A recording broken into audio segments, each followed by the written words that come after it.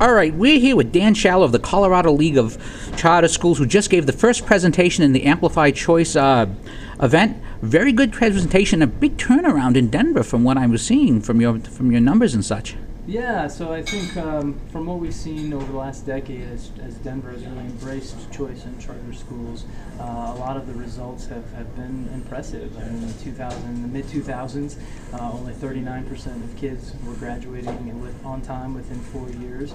That's now increased to 65%. We've seen Denver go from having a large number of open seats within the district to now being one of, if not the fastest growing urban school districts in the country.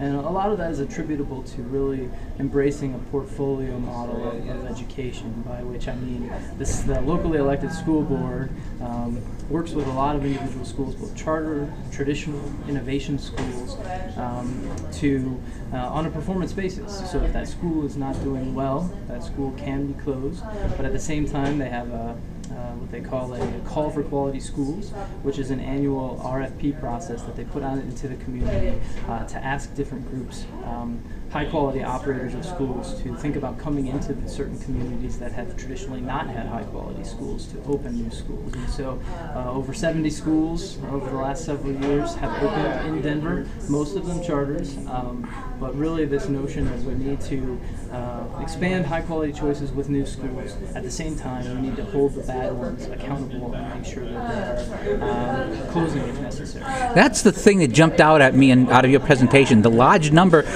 of schools, these charters and others, that they reviewed and said, if you're not doing it, we're going to close you. And not only just at the end of your contract, but sometimes even before the contract, saying, we'll give you this charter, but we want results. Right. And I mean, I think one of the things Denver has done really well is making sure it's all about kids first. It's not about the type of school or the type of governance structure, again, whether that's charter or traditional or innovation or any of these things. It's about, is that school getting results for kids? And if not, we need to take a hard look at it and decide whether something needs to change or whether in the end it might need to close. Now, in the end, funding for charter schools, and and these are schools that are opening in pre-existing buildings or in new buildings. How does a charter school actually open? Yes, so a team of folks that are interested develop an extensive application. These things are incredibly large. I can imagine. to cover everything about their educational program and all of the different ways that they intend to serve kids well. And they submit that application to their local district, and that local district makes a determination about whether they think that school is going to be a good concept and is going to serve the children of that community well. You're correct in pointing out that facilities is a huge barrier.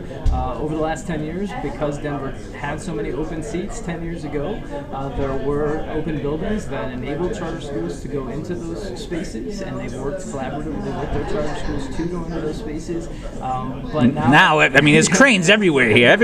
You guys are building like I've never seen. Right. So we're at a new point, frankly, a point where we need to figure out how do we continue to enable new schools to open when we're dealing with a lack of quality facilities for them to do that. And it's a big challenge for new schools right now, is finding a space to operate in. Now, one thing that struck me about the presentation was mentioned that the teachers at the charter schools make less than the teachers at the public schools. What are the exemptions that charter schools are given from regulations that give them the flexibility? Yeah, I mean, I think some of the core flexibilities that we talk about a lot are curriculum, staffing. So charter schools have flexibility over the hiring and firing of staff, and budget. And so charter schools, unlike your typical traditional public school, has maximum flexibility over how they allocate their dollars within their school. Now, that doesn't take away from the fact that the typical charter school in Colorado is still only being funded 80 cents on the dollar compared with the traditional public school. So charters still have to be very creative about how they manage their budgets. That's a lot of what contributes to the disparity in funding for charter school teachers and administrators. But charters do have some of that flexibility over how they manage their curriculum, their budget, and their staff. Have you seen public school principals seeing this flexibility and the results, saying to the district or to the state, saying, is it possible for us to experiment with some of these flexibilities so that we can get the same results without going technically charter? Yes, I mean, I think there is more and more of a move in Colorado for people to get out of the regulation-intensive environment that has traditionally governed public schools. And so we see that at the Capitol on a regular basis, people pushing for more and more flexibility and less and less regulation so that they can become somewhat like charters. And in Denver, they've even recently made strides to say that even traditional public schools should be granted some of the flexibilities that charter schools get. And you mentioned this was only possible because it was all about the students and not about the partisanship.